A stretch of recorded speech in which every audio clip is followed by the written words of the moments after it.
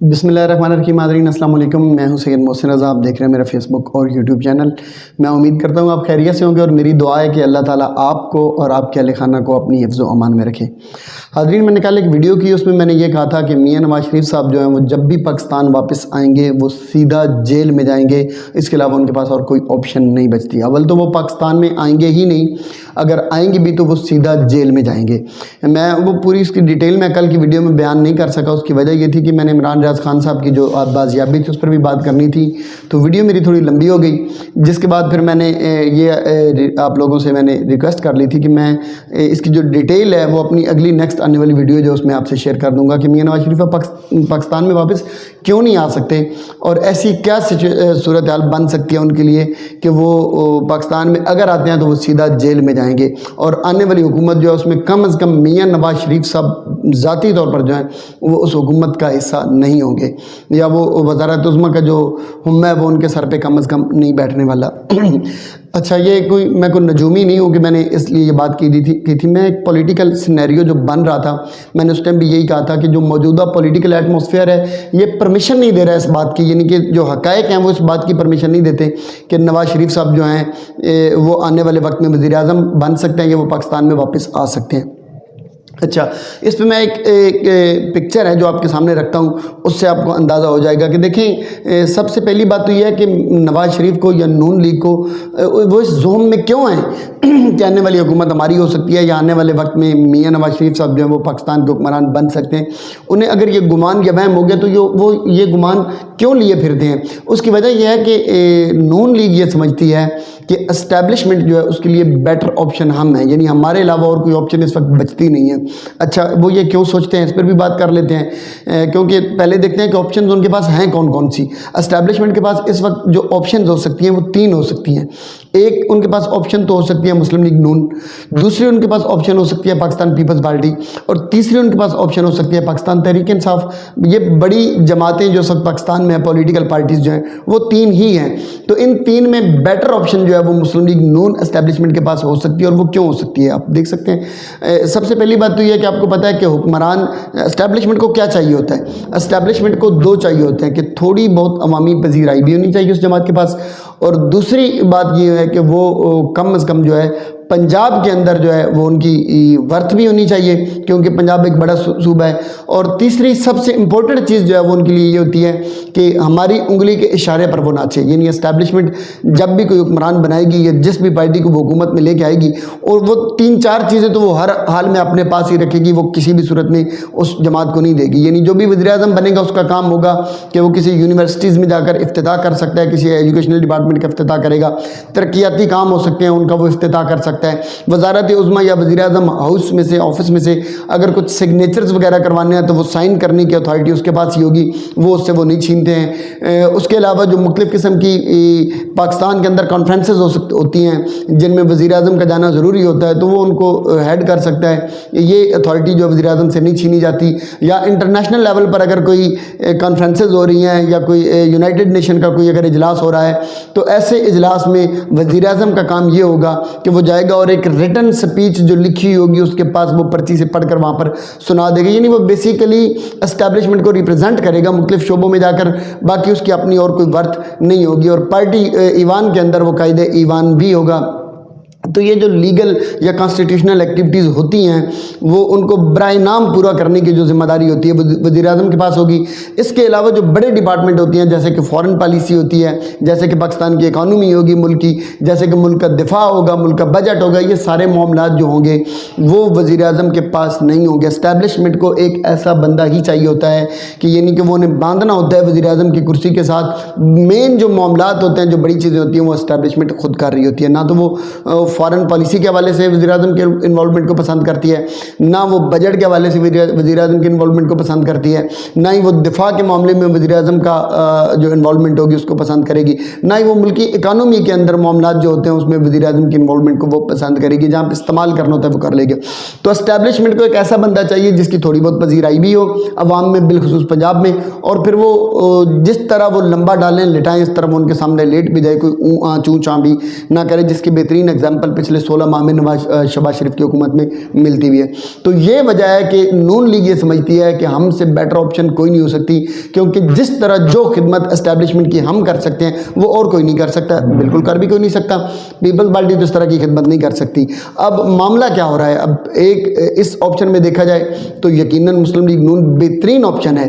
Establishment کے لیے. نواز شریف کی میں نے ابھی بات نہیں کی, میں مسلم لیگ نون کی بات کر رہا ہوں. اب دوسرے آپشن پہ بھی تھوڑا تھوڑا غور کر لیتے ہیں تاکہ تصویر تھوڑی جو ہے وہ واضح ہو جائے. اس میں ایک آپشن بچ جاتی ہے پیپلز پارٹی. تو پیپلز پارٹی بھی ویسے تو اسٹیبلشمنٹ کی ہی پرو اسٹیبلشمنٹ جماعت بن چکی ہے, یہ بھٹو والی جماعت اب نہیں رہی ہے. جب سے بے نظیر صاحبہ کا انتقال ہوا اور محترمہ شہید ہوئی ہیں جب سے, اس وقت کے بعد سے یہ پرو اسٹیبلشمنٹ جماعت ہی ہے. لیکن مسئلہ یہ ہے کہ پنجاب کے اندر اس وقت پیپلز پارٹی کا حال یہ ہے کہ ان کو کینڈیڈیٹ تک بھی نہیں مل رہے. میں پیپلز پارٹی کے دوستوں سے معذرت کے ساتھ یہ بات کروں گا کہ پنجاب کے اندر جو ایکچوئل صورتحال ہے وہ آپ اتفاق کریں یا نہ کریں, بیسیکلی تو جو سمجھدار لوگ ہیں جو سمجھتے ہیں پیپلز پارٹی اور پولیٹکس کو اور جو ریالٹیز کو سمجھتے ہیں وہ اس بات سے اتفاق کرتے ہیں کہ اس وقت معاملہ یہ ہے کہ ان کے پاس پنجاب کے اندر تو کینڈیڈیٹ بھی موجود نہیں ہے پیپلز پارٹی کے پاس. تو ووٹ بینک تو ایک پھر آگے بڑی بات ہوتی ہے.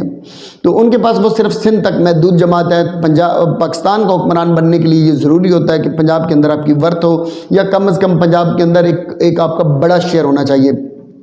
سیم سچویشن پیپلز پارٹی کی کے پی کے میں بھی بن سکتی ہے اور مسلم لیگ نون کا بھی آلموسٹ وہاں پہ وہی حال ہے. اب تیسری آپشن جو بچ جاتی ہے وہ بچتی ہے پاکستان تحریک انصاف. اگر عوامی پذیرائی کی بات کی جائے تو تحریک انصاف سے بڑی آپشن اسٹیبلشمنٹ کے پاس کوئی نہیں ہو سکتی, کیونکہ تحریک انصاف وہ واحد جماعت ہے جو کراچی سے کشمیر تک اور مشرق سے مغرب تک پاکستان کے اندر ہر طرف جس کا طوطی بولتا ہے اور ہر طرف ووٹ بینک ہے, کینڈیڈیٹ ہے, سارا کچھ ہے, وننگ پوزیشن بھی ہے اور آلموسٹ 60-70%, وہ تو 90% کہتے ہیں لیکن میرا یہ خیال ہے کہ 60 to 70% تک اس وقت تحریک انصاف جو ہے وہ وننگ پوزیشن میں بھی ہے. تو ایک بیٹر آپشن یہ بھی ہو سکتی ہے, لیکن اس وقت اسٹیبلشمنٹ کے ساتھ پی ٹی آئی کے جو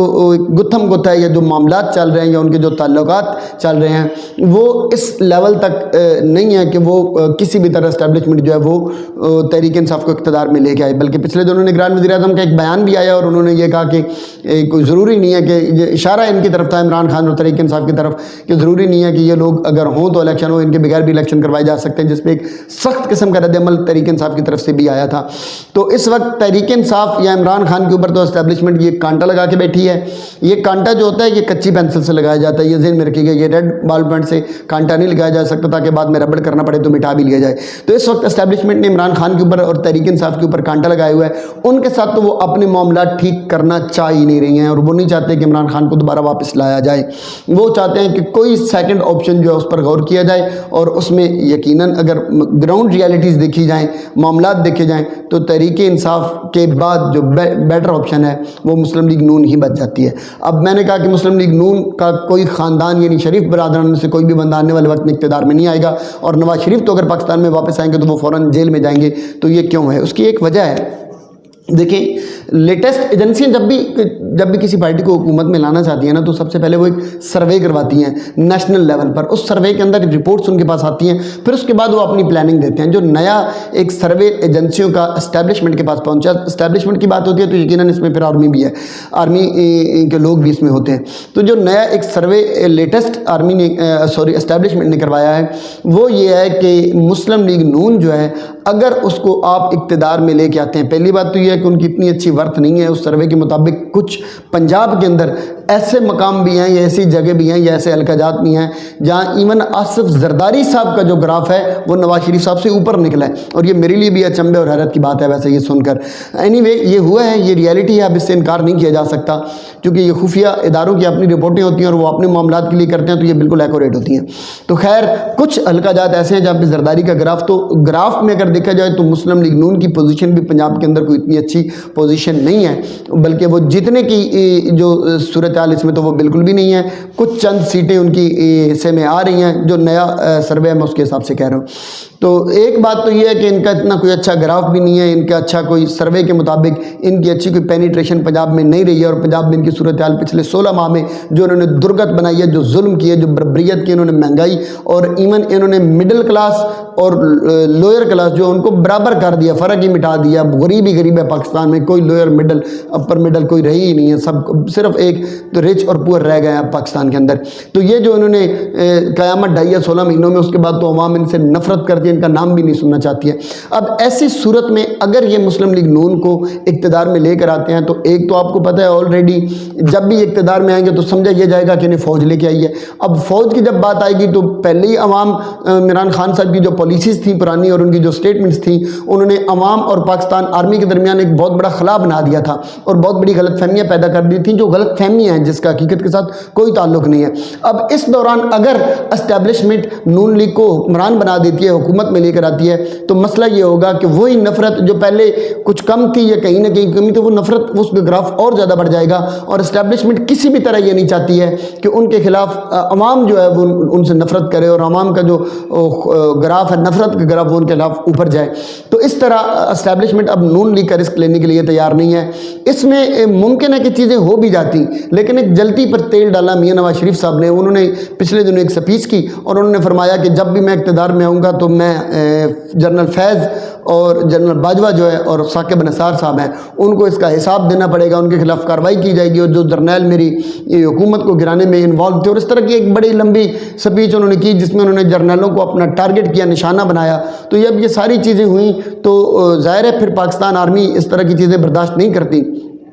پھر میاں شہباز شریف صاحب جو ہیں ان کو ایک پیغام دیا گیا کہ آپ مہربانی کریں، آپ اقتدار سے بھی دور رہیں اور اپنے جو کیس ہیں آپ ان کے لیے بھی تیار ہو جائیں، اور انہیں یہ بھی کہا گیا کہ جو آپ سوچ رہے تھے کہ ہمارا بندہ اب آ چکا ہے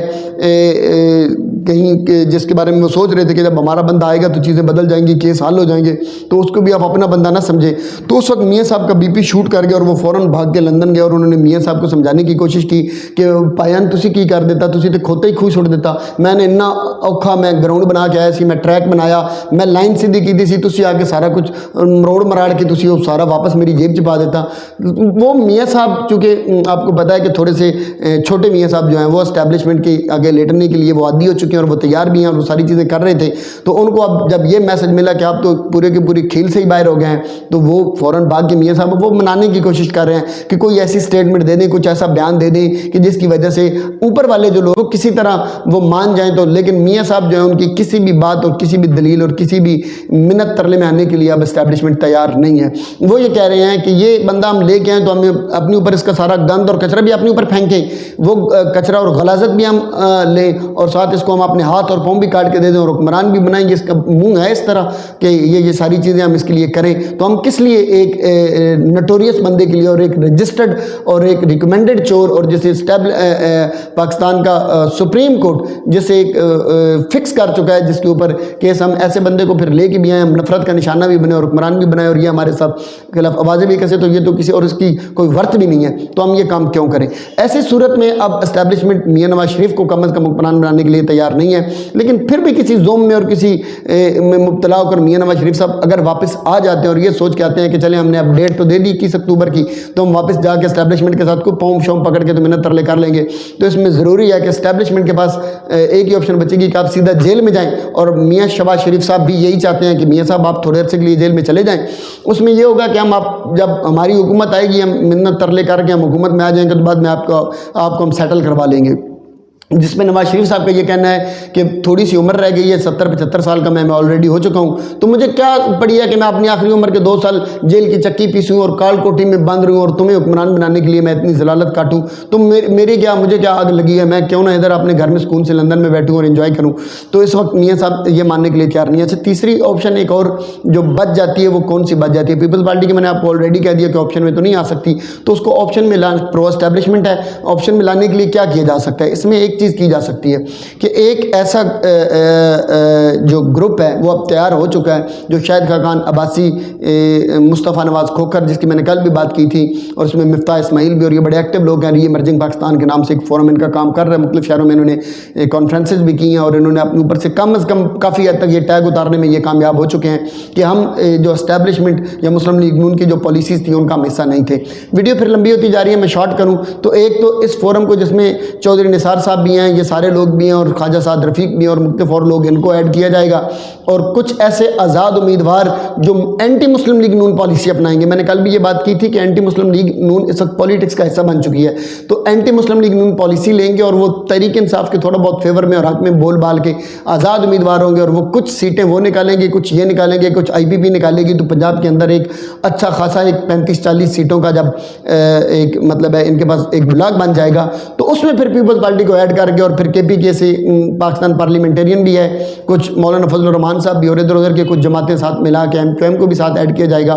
تو ایک ہینگنگ پارلیمنٹ کے طور پر ایک ایسی حکمران جماعت بنائی جائے گی. اور آپ دوسری اس میں بھی بات ذہن میں رکھیے گا کہ اپوزیشن ہر حال میں تحریک انصاف کے پاس ہی ہو. اس اتحاد کو حکومت دی جائے گی, اور پاکستان تحریک انصاف کے ساتھ کچھ معاملات طے کر کے, ڈیلز کر کے, کچھ نرم کر کے, جو ان کے لیے بھی فیوریبل ہوگا کہ وہ شاید اس پر ایگری ہو جائیں, وہ اپوزیشن میں آئیں گے. ایک یہ صورتحال ہو سکتی ہے. دوسری صورتحال جس پہ سارے کمیٹڈ بھی ہیں, وہ یہ کہہ رہے ہیں کہ عمران خان صاحب کے ساتھ اندر خانے یہی ری ایمرجنگ پاکستان کا جو فورم ہے, یہ کسی نہ کسی طرح اسٹیبلشمنٹ کے ساتھ معاملات طے کروا رہا ہے, اور ان کا یہ ارادہ ہے کہ آپ پاکستان تحریک انصاف کا حصہ نہ بھی بنے تو پاکستان تحریک انصاف کے سپورٹر بن کر ان کی ڈیل کروا کے اسٹیبلشمنٹ کے ساتھ دوبارہ تحریک انصاف عمران خان کو دوبارہ اقتدار میں لایا جائے. اس کے لیے کچھ چیزیں ابتدا آغاز ہو بھی چکا ہے, لیکن خیر